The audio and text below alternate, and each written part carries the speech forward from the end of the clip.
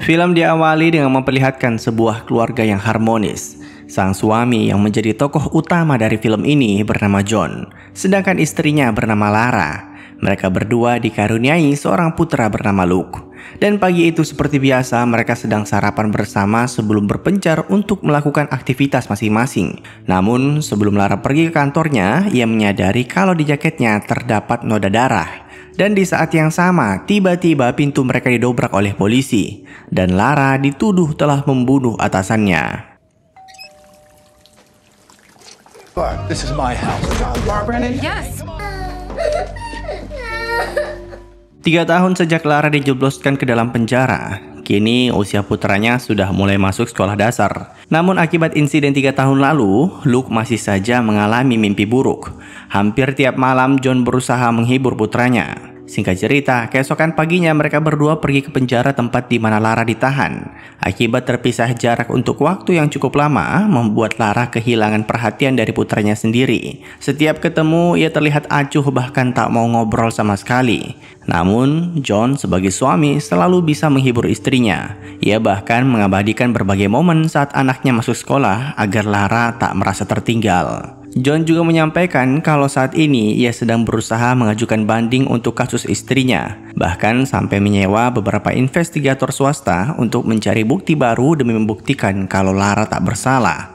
Perlu kalian ketahui, Lara dituduh membunuh bosnya di malam yang sama ketika ia dan suaminya sedang berkencan. Hal itulah yang membuat John mati-matian mencari cara agar istrinya bisa dibebaskan dari penjara.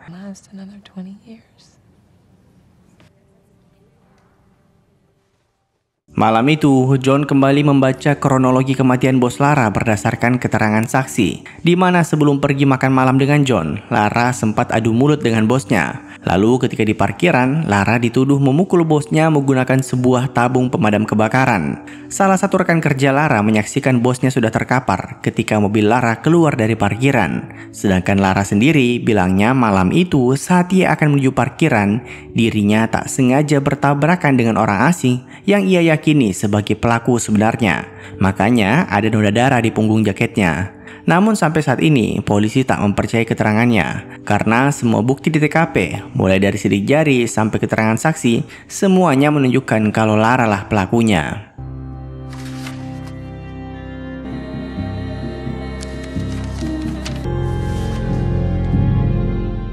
Keesokan harinya, John menemui pengacaranya untuk membicarakan soal pengajuan banding kasus Lara di pengadilan tingkat tinggi. Namun, si pengacara bilang, selama ia berkarir, belum pernah ada orang yang berani mengajukan banding, khususnya untuk kasus pembunuhan, karena hasilnya bisa dipastikan akan lebih parah. Hukuman Lara saat ini adalah 20 tahun penjara. Jika banding, mungkin saja bisa seumur hidup. Si pengacara sempat menyarankan John untuk menyerah. Bahkan ia pun mempertanyakan mengapa John sangat yakin kalau Lara tak bersalah. Padahal semua bukti di TKP sudah jelas menunjukkan kalau dialah pelakunya. And then we went out to dinner. How do you do that? Laura is not getting out! John, come on. John. Siang itu saat John menjenguk Lara di penjara, ia tak bisa menyembunyikan kesedihannya. Belum juga keduanya berbicara, Lara sudah bisa menebak kalau upaya mereka untuk menempuh jalur hukum telah menemui jalan buntu.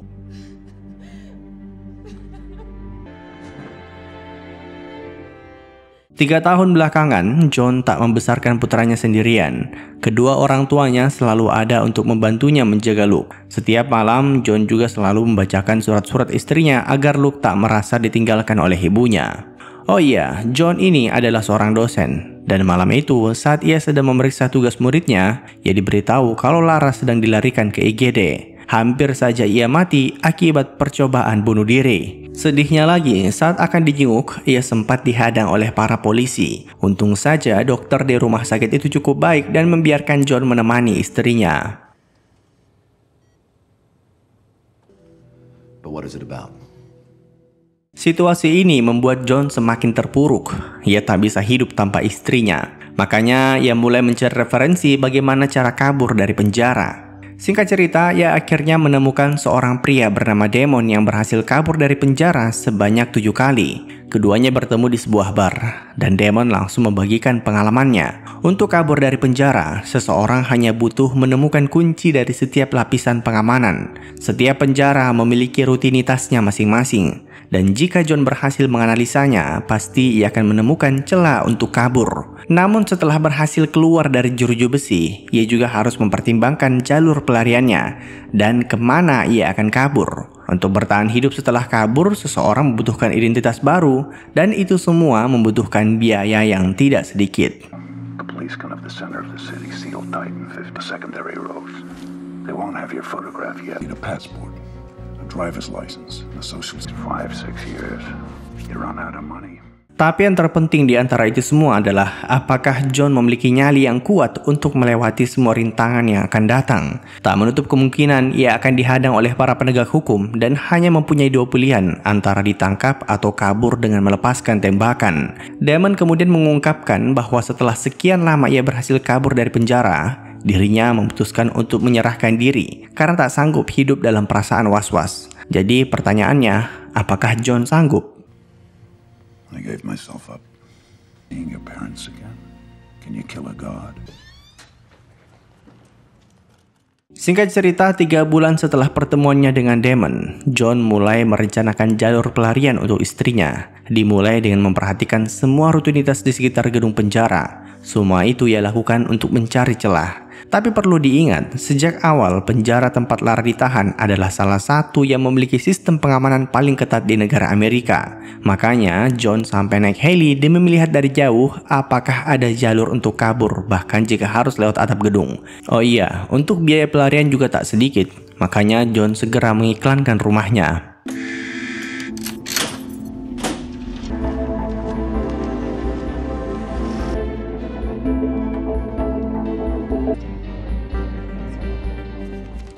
Sedangkan untuk identitas palsu, John mencoba berkeliling ke tempat di mana orang-orang sering membeli obat-obatan terlarang. Entah sudah berapa penjual yang ia tanyai di mana tempat untuk mendapatkan identitas palsu, namun tak satu pun yang menanggapinya. Hingga akhirnya, saat sudah hampir putus asa, salah satu penjual itu memberitahunya untuk menemui kenalannya di bar A dengan membawa uang muka senilai $1.500. Tapi begitu sampai sana, yang ada ia malah ditipu habis-habisan.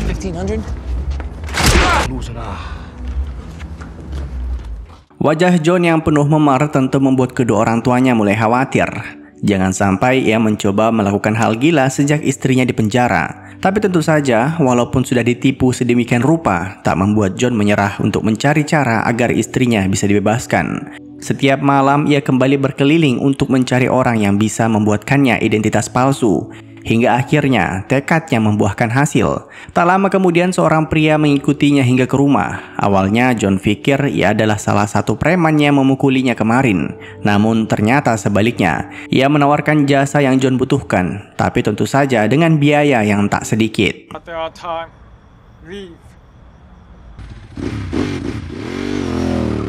Untuk memuluskan aksi pelariannya, John mau tak mau harus memiliki sebuah senjata, dan ia pun berhasil mendapatkannya. Singkat cerita, beberapa hari kemudian, John ke sebuah lokasi yang menjadi titik pengambilan identitas palsu yang sudah ia pesan. Namun setelah menunggu beberapa lama, si penjual kemarin tak kunjung datang. Hingga akhirnya ia muncul dan mengatakan kalau tadi di depan mobil John terdapat seorang polisi yang sedang menyamar. Ia juga memperingati John agar berhati-hati dalam menggunakan identitas barunya. You were supposed to leave. You gotta fuck it up. Nah, rencananya John ini pengen mengatur pelarian istrinya lewat lift pegawai yang berada di dalam penjara. Makanya ia mulai belajar dari YouTube cara membuka pintu pakai kunci rakitan. Hingga akhirnya ketika tekniknya ia rasa sudah siap, John kemudian mengetes kemampuannya pas sedang menjenguk Clara di penjara. Tapi ternyata begitu ia coba, kuncinya malah nyangkut, bahkan sampai patah. Tak butuh waktu lama, para penjaga menyadari ada yang coba macam-macam dengan sistem mereka. Alhasil, semua pengunjung tahanan hari itu diinterogasi satu persatu. Untung saja saat itu kamera CCTV tak berhasil menangkap tindakannya. So you're where in here?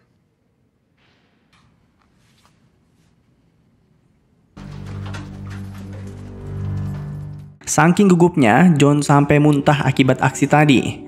Lalu kalau baru gitu aja sudah gemetaran, bagaimana nanti pas proses kabur yang sebenarnya? Dari situ, John sadar ia harus mencari ide lain untuk mengeluarkan istrinya dari penjara. Beberapa hari kemudian saat sedang menemani Luke bermain di taman, salah satu ibu dari teman anaknya mendatangi John untuk mengundangnya dalam acara ulang tahun. Wanita ini bernama Nicole. Kalau dilihat dari gelagatnya, ia sepertinya cukup tertarik dengannya. Namun, John tipe pria yang benar-benar setia. Ia bahkan tak ragu memberitahu Nicole kalau istrinya saat ini dipenjara karena kesalahpahaman polisi. She's innocent. She didn't kill that woman. Beberapa hari kemudian, setelah mutar otak sana-sini dan memperhatikan semua aktivitas di luar penjara, John akhirnya menemukan ide jenius untuk membebaskan istrinya. Di mana setiap beberapa hari, para napi darahnya diambil dan dibawa ke lab untuk dicek. Jika ia bisa memalsukan hasil lab tersebut, maka istrinya bisa dibawa keluar dari penjara. Makanya John belajar cara membobol pintu mobil menggunakan bola tenis. Dari sana, ia kemudian membobol mobil lab tersebut untuk mengambil gambar contoh laporan lab yang akan ia manipulasi di kemudian hari.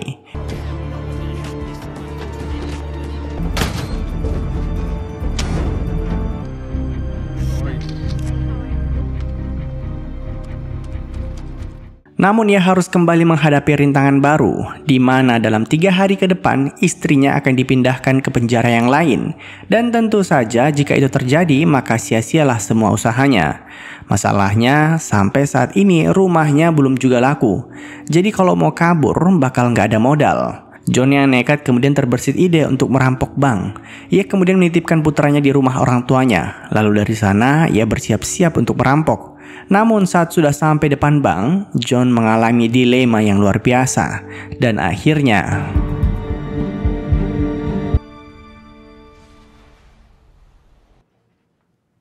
dari sana John kemudian menjenguk istrinya di penjara. Ia menyampaikan kalau sudah berusaha untuk mengajukan permohonan agar Lara tak dipindahkan. Namun permohonannya ditolak. Lara sendiri semakin tak tega melihat suaminya yang sudah berjuang mati-matian selama ini. Makanya ia pikir mungkin ini saatnya untuk memutuskan hubungan mereka berdua. Setidaknya John bisa hidup bahagia jika tak memikirkannya lagi. Makanya Lara kemudian berbohong dan bilang kalau dialah yang membunuh atasannya. Jadi mulai sekarang John tak perlu lagi merasa bersalah. Because I know you didn't.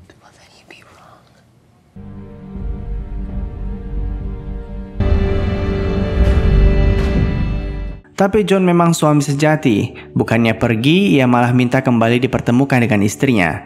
Dan mengatakan bahwa ia tak peduli jika semua orang di dunia ini menuduhnya sebagai pembunuh. Karena ia tahu betul istrinya adalah orang baik. Makanya John berjanji kalau Lara tak akan menghabiskan sisa hidupnya di penjara. This will not be your life. I don't believe you did it. Malam itu John memutuskan untuk pergi ke tempat di mana orang biasa jual beli obat terlarang. Begitu sang penjual sudah menyetorkan semua hasil penjualannya, John kemudian diam-diam mengikutinya dari belakang. Hingga akhirnya mereka tiba di sebuah rumah yang menjadi markas dari para bandar narkoba. Dan tanpa ragu sama sekali, di malam berikutnya, John kembali ke sana untuk melakukan aksi perampokan. Back away! Back away! The police here, asshole? Good idea! Okay. He's doing this. You brought him here. John yang hanya seorang dosen ternyata berani melepaskan beberapa tembakan. Ia berhasil menyudutkan sang bandar bahkan melukai lengannya demi mau menyerahkan seluruh uangnya. Tapi walaupun sudah ditembaki, si bandar tetap ngotot tak mau buka mulut. Hingga akhirnya John berencana membakar habis rumah tersebut. Namun ketika api sudah berkobar, si bandar tiba-tiba berteriak kalau anak-anaknya sedang tidur di lantai atas. Dan John pun sempat panik. Namun tiba-tiba My kid is upstairs!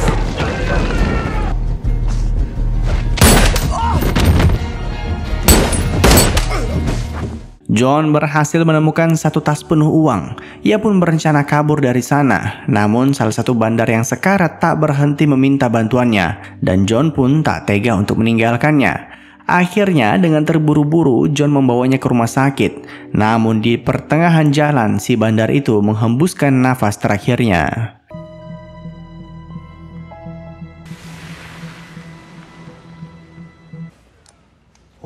Tak lama kemudian polisi datang ke TKP. Seluruh rumah itu sudah dalam kondisi hangus akibat kebakaran. Namun sampai sejauh ini, polisi masih berpikir kejadian ini akibat perseteruan antar kartel. Skidar, history of violence and drug trafficking. But someone left through the back door bleeding. Malam itu John singgah di rumah orang tuanya untuk menjemput Luke. Namun karena kelelahan, ia malah ikut tertidur dan di saat yang sama, ayah John tak sengaja melihat tiket pesawat yang baru saja ia beli. Ia sadar kalau putranya merencanakan sesuatu. Namun sebagai seorang ayah, ia tak mengatakan apapun. Yang ada, dirinya hanya memberikan pelukan terakhir sebagai perpisahan. Bye, Grandpa.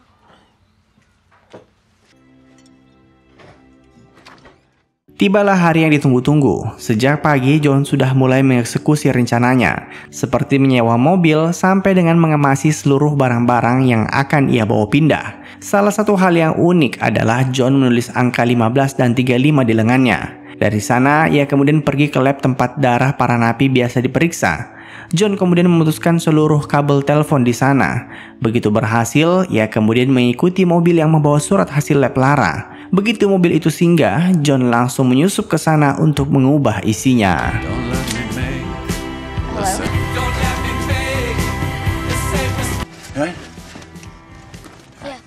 Di waktu yang sama, polisi berhasil menemukan sebuah pecahan lampu belakang mobil milik John. Mereka langsung mengidentifikasi pelaku berdasarkan bukti tersebut. Mobil itu sebenarnya terdaftar atas nama Lara. Awalnya, polisi tak menaruh curiga karena Lara saat ini sedang berada di penjara. Namun pemilik mobil yang punya tipe yang sama dengannya tak ada lagi di kota. Artinya, mereka mulai menaruh curiga kalau mobil Lara digunakan untuk tindak kriminal. She have a husband or a kid old enough to drive. Home address. Di lain sisi, John mendatangi acara ulang tahun anak Nicole. Namun ia ke sana saat acara belum dimulai. Luke kemudian dititipkan di sana. John bahkan berpesan, seandainya ia telat untuk menjemput putranya, ia telah menaruh nomor telepon orang tuanya untuk jaga-jaga. Singkat cerita, surat dari lab tadi telah diantarkan ke penjara. Dokter yang menangani Lara langsung panik begitu melihat hasilnya, di mana Lara dianggap mengidap diabetes akut dan mesti dilarikan ke rumah sakit. Sebenarnya, si dokter sempat menelpon lab yang mengeluarkan laporan tersebut, namun teleponnya tak kunjung diangkat.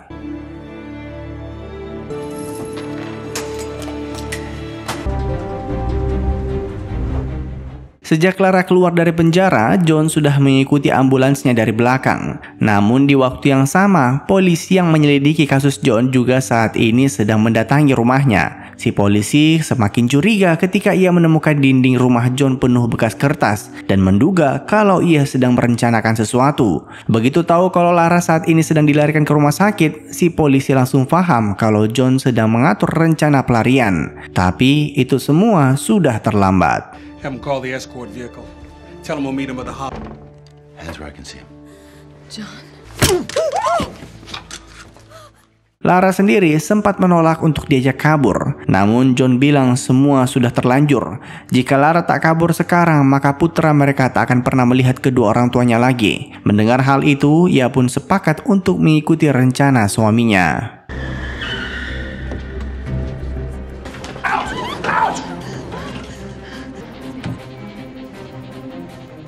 Polisi sudah mengepung lokasi, bahkan John tak sengaja berpapasan dengan mereka saat akan turun dari lift. Tapi untung saja ia berhasil mengacungkan senjatanya lebih dulu. Di situasi seperti ini rasanya sulit untuk kabur, namun John ternyata sudah memikirkan semuanya.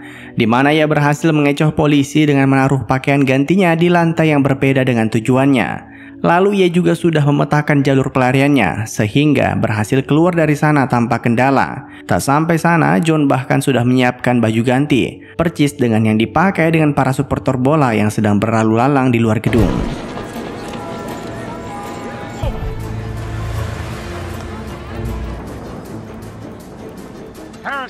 Hingga akhirnya John berhasil kabur menggunakan kereta bawah tanah. Tapi tentu polisi yang mengejar mereka cukup tangguh. Bahkan ketika kereta sudah berjalan, ia tetap ngotot untuk mengikutinya dari belakang, sembari menyuruh seluruh bawahannya untuk menghentikan kereta yang John sedang naiki. Demi menangkapnya, para polisi juga telah mengepung stasiun berikutnya. Jadi, bagaimana caranya John akan kabur?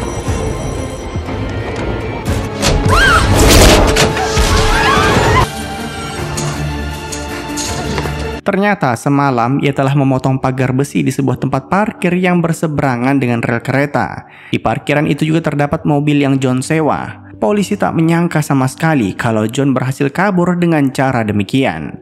Tapi ketegangan belum berakhir sampai John berhasil melewati jembatan kota. Dan begitu mereka lewat, tak lama kemudian polisi mulai menutup jalur yang baru saja mereka lewati.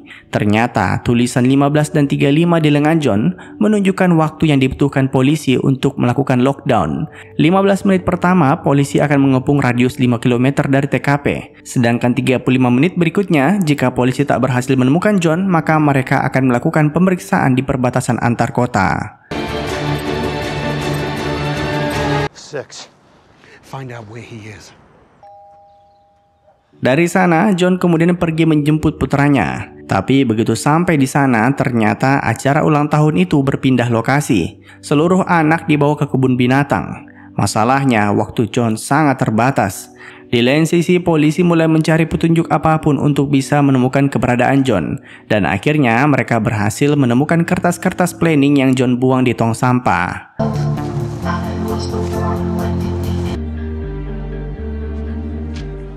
Di saat yang sama, John tak berhenti melihat jam tangannya. Mereka belum juga berhasil sampai di kebun binatang. Sedangkan polisi sudah akan mengepung seluruh perbatasan dalam waktu 5 menit ke depan. Hingga akhirnya John memutuskan untuk tak menjemput putranya. Ia berpikir Luke bisa menyusul suatu hari nanti ketika situasi sudah aman. Ia juga sudah menitipkan nomor orang tuanya ke Nicole. Jadi Luke akan diasuh oleh kakek neneknya untuk sementara waktu. Namun Lara tak setuju dengan tindakan John dan tiba-tiba memutuskan untuk lompat keluar dari mobil.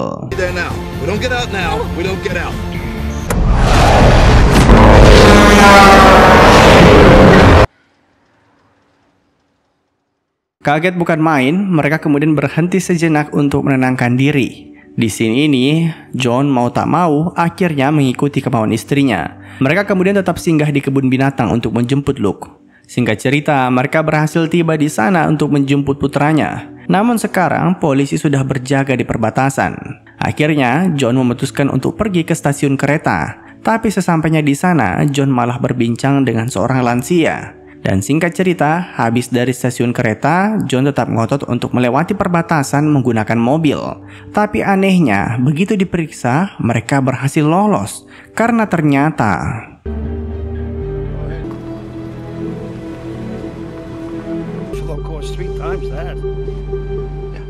John teringat perkataan Damon kemarin, di mana 35 menit setelah polisi mengepung kota, mereka akan mencari pelaku hanya berdasarkan deskripsi, dan polisi hanya mengincar sebuah keluarga beranggotakan 3 orang. Sedangkan John tadi mampir ke stasiun untuk menawari tumpangan ke lansia yang kebetulan searah dengannya. Tapi pelarian belum berakhir hingga mereka berhasil kabur ke luar negeri. Polisi mulai kehabisan akal untuk menemukan John. Mereka sudah mewawancarai seluruh kerabatnya, namun tak satu pun yang mengetahui posisi John, termasuk orang tuanya sendiri.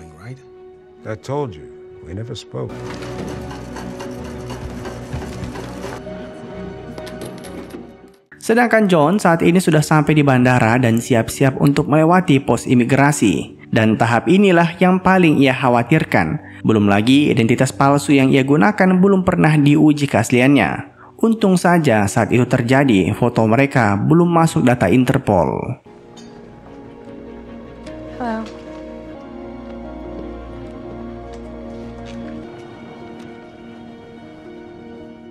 Satu-satunya petunjuk polisi untuk menemukan keberadaan John saat ini ialah melalui kertas-kertas yang ditemukan di tong sampah. Namun para polisi belum berhasil mengetahui salah satu foto destinasi yang John buang. Hingga akhirnya begitu berhasil diidentifikasi, mereka segera meminta bantuan petugas bandara untuk menahan John yang saat ini sedang dalam proses boarding.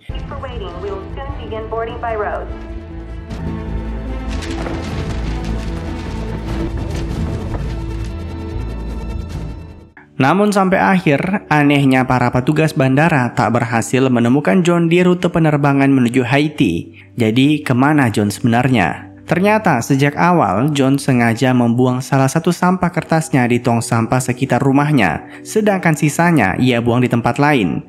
Tujuannya ya biar polisi terkecoh. Negara yang John akan kunjungi ternyata adalah Venezuela. Para polisi terlihat masih tak percaya berhasil dikalahkan oleh seorang dosen.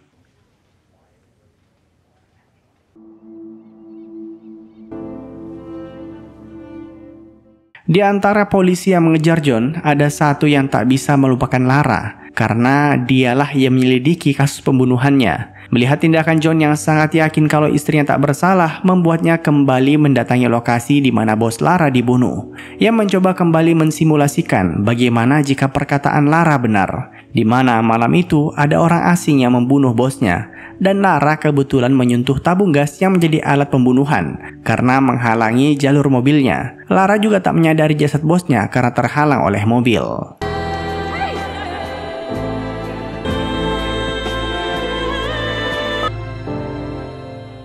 Tapi untuk membangun argumen itu, mereka harus menemukan sidik jari dari pelaku yang sebenarnya. Kebetulan malam itu si pelaku sempat menarik jaket Lara sampai kancingnya copot. Jika kancing itu berhasil mereka temukan, mungkin kasus Lara bisa ditinjau ulang. Ia pun mencoba memeriksa saluran air terdekat untuk menemukan kancing yang dimaksud.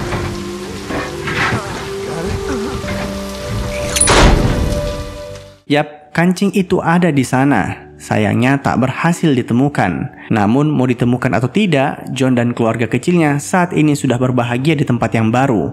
Jika suatu hari kasus Lara bisa dibuktikan tak bersalah, itu semua tergantung keputusan Sang Maha Kuasa. Dan dengan begitu, film pun tamat. Terima kasih telah menonton, sampai jumpa di film selanjutnya. Jangan lupa komen, like, dan subscribe.